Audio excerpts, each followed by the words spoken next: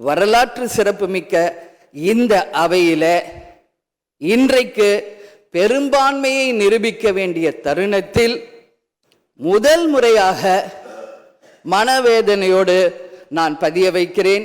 இங்கு குதிரை பேரம் நடந்ததாக இன்றைக்கு எதிர்கட்சிகள் அத்தனை பேருமே அதை சொல்லும் பொழுது, இதுவரை தமிழக அரசியல் வரலாற்றில் நடக்காத ஒரு விஷயம், அதுவும் இந்த வரலாற்று சிறப்பு மிக்க இந்த அவையிலே இந்த முக்கியமான நாளில் அதை பற்றி பேச வேண்டிய ஒரு நிலையை ஏற்பட்டதற்காக உண்மையில் நான் மனம் வேதனை அடைகிறேன்.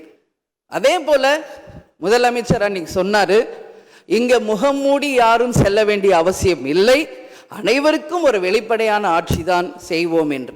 அப்படி இருக்கையில் முதல்வர் அவர்களை சந்திக்க யார் முகத்தை மூடிக்கொண்டு அன்று வாகனத்தில் சென்றார்கள் என்பதை நிச்சயமாக மக்களுக்கு தெரியப்படுத்த வேண்டும் என்பதை இந்த நேரத்திலே நான் கேட்டுக்கொள்கிறேன்.